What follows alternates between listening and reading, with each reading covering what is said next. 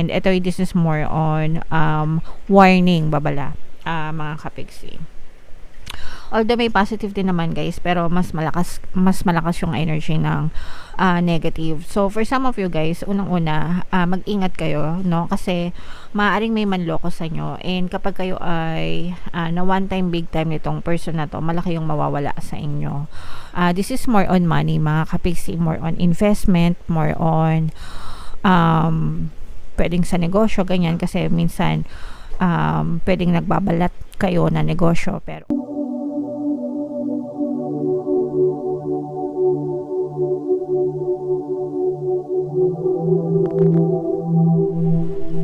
hello guys, hello Aquarius, welcome back to Pinoy Pixie Tarot. Ang pamagat ng episode natin for tonight is monthly taroscope para ngayong February para sa Aquarius, Sun, Moon, Rising Sign, and Venus.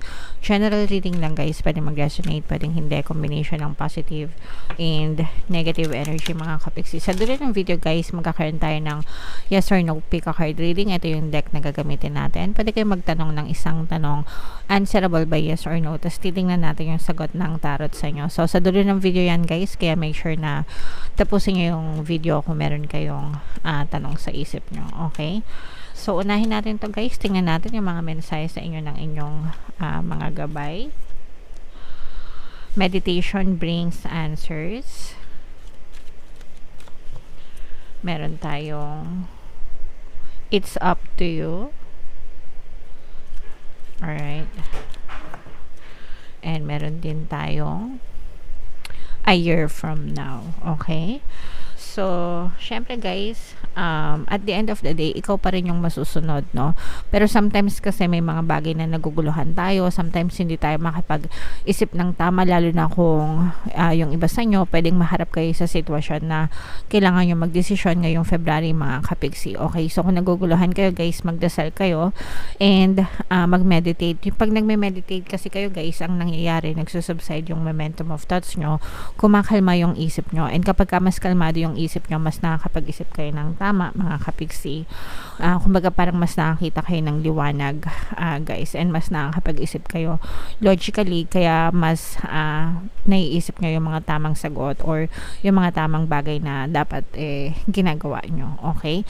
But again guys, at the end of the day, it's up to you. Listen to your intuition, mga kapiksi. Kung makikita nyo yung kamay niya, nakahawak siya dito sa dibdib niya, diba?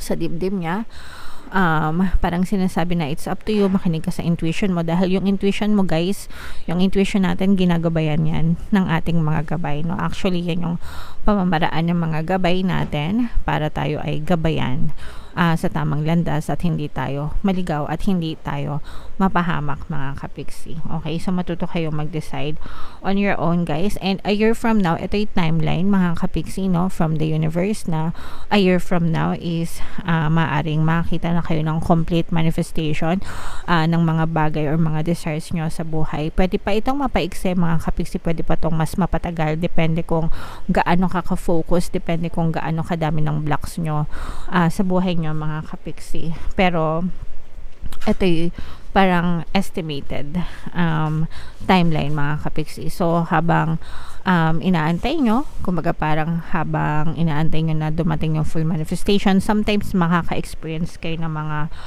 birds before land or mga small movements, no, mini manifestation, hanggang sa makita nyo yung complete manifestation. Parang ano lang yan guys, diba, pag nagko-construction kayo ng bahay, bago nyo makita yung full picture na buo na yung bahay, may kita nyo yung process, yung mini manifestation, diba, yung mga bakal na tayo, yung mga poste, hollow blocks, ganyan, hanggang sa matayo yung second floor, third floor, mapinturahan, ganyan, and then tapos na. So ganun din sa manifestation nyo. So habang nag-aantay kayo na 100% completed, you just persist, no? Mag-persist lang kayo, magtiyaga kayo. Wag na wag kayong magi-give up. Yun kasi yung importante, yung wag kayong magi-give up. And wag na wag kayong maninega, mga kapiksi. Kasi the more na naninega kayo, the more na humahaba yung a year from now, okay? Baka maging 2 years from now, 3 years from now pa yan. So dapat the more na mas positive kayo, the more na mas mabilis nyong ma-achieve yung mga goals nyo. Okay? So, yan yung mga messages para sa inyo, guys. Aquarius.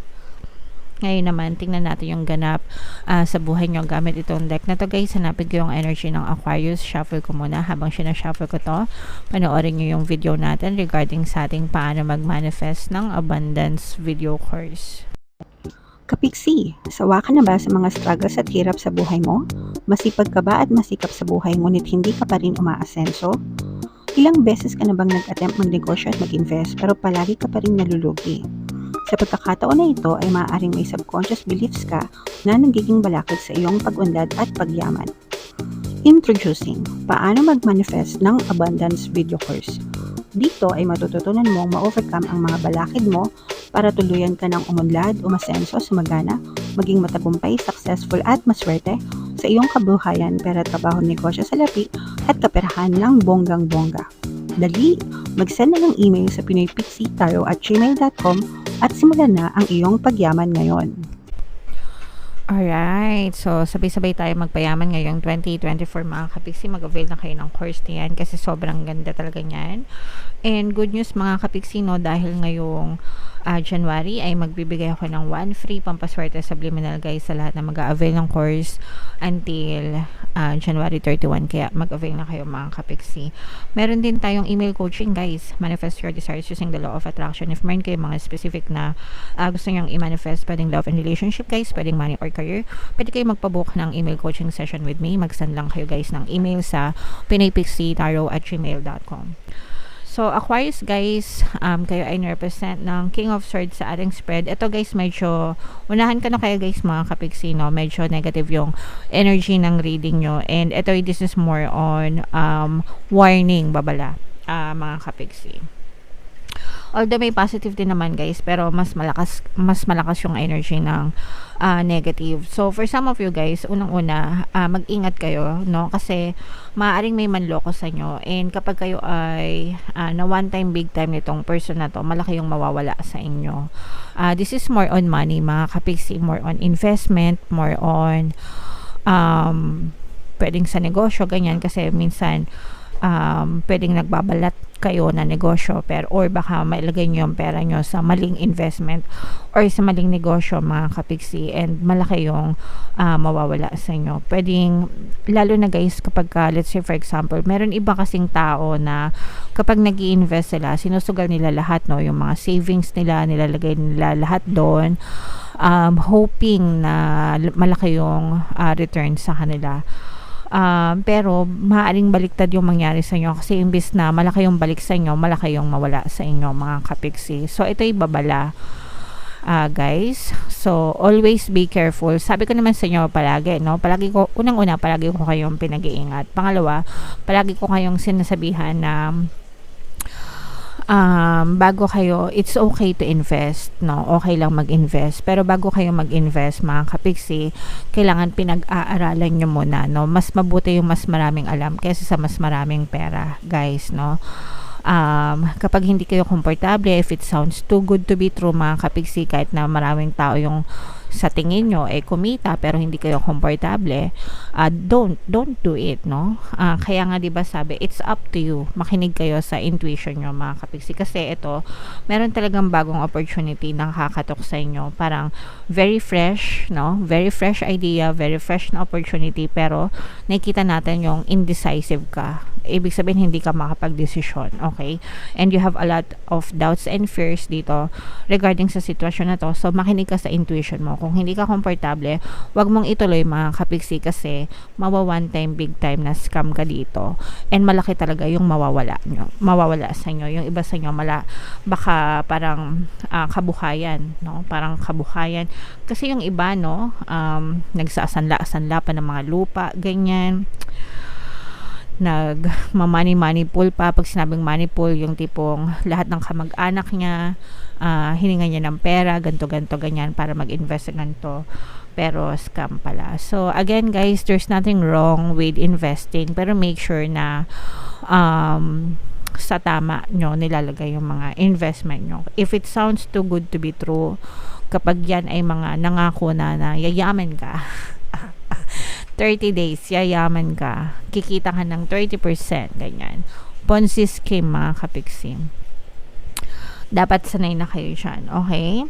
On the good side naman, mga kapiksi, dun naman sa mga naka-experience na ng failure before, kung let's say for example, feeling nyo failure kayo before, may mga pagsubok or may mga challenges na dumating sa inyo, ito naman yung time na maaari kayong makarecover, mga kapiksi, maaari kayong makabangon ulit, makabawi dun sa mga losses nyo, and unti-unti na kayong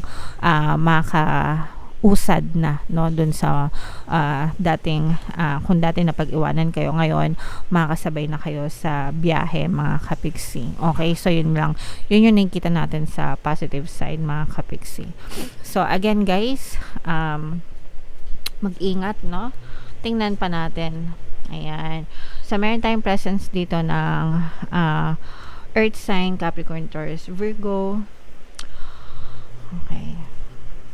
Alright. So, for some of you guys, kung kayo ay in a relationship ng person nyo, tapos LDR kayo, pwedeng nagkakaroon ng konting trouble dun sa relationship nyo kasi pwedeng nagkahiwalay kayo, or kasi kaya nga kayo LDR kasi dahil dun sa trabaho, no, kumbaga parang kailangan yung kumita, kailangan yung magtrabaho, or kung sila yung nasa abroad, kailangan nilang magtustos, ganyan. Yun nga lang, nagkakaroon, parang nagkakaroon ng sulsol, may nanunulsol, ganyan.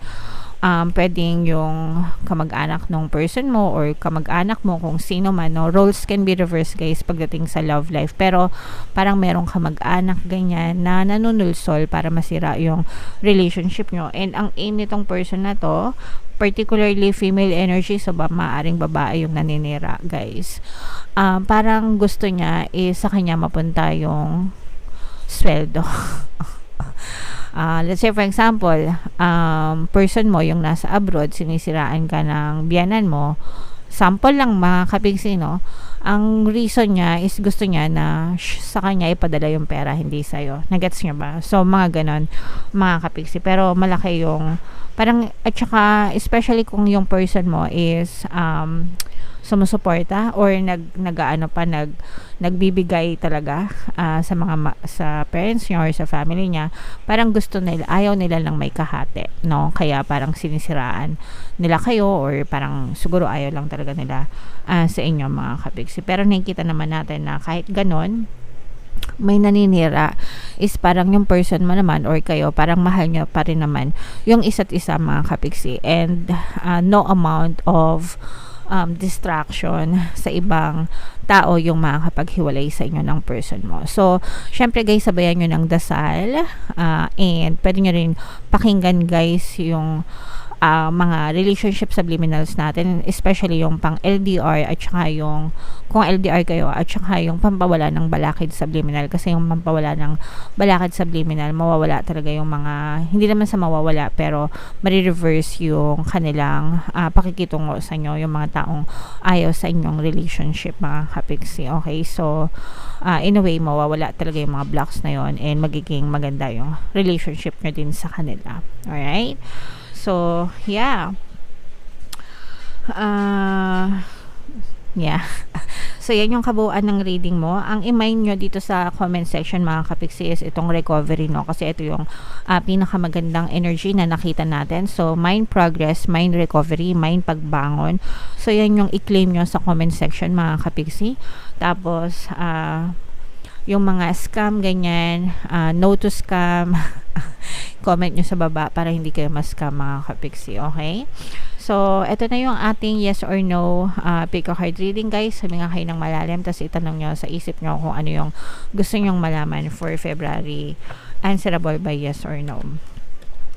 Habang sinashuffle ko to guys, naka-flash, i-inform ko kayo na meron tayong membership program sa ating YouTube channel. Sa lahat ng gusto mag-join, i-click nyo lang yung join button dito sa video, o kaya dito sa link, yung sa taas yung link, no, lalagay natin dyan. Pag member na kayo, magkakaroon kayo ng access sa mga exclusive videos natin regarding manifestation, using the power of your subconscious mind and law of attraction, para matuto kayo mag-manifest on your own, guys. So, eto na, hinga ng malalim, mga kapiksi, tas bunot kayo ng isang card. Itanong nyo sa isip nyo yung question nyo. Tas bunot kayo ng isang card. Card 1, card 2, card 3. Kung card 1 ang napili nyo, mga kapiksi, ang sagot sa tanong nyo ay yes. Kung card 2 ang napili nyo, ito ay yes. And kung card 3 naman, ito ay yes, mga kapiksi. So, congratulations Aquarius kasi puro yes naman yung lumabas sa inyo, guys. Alright?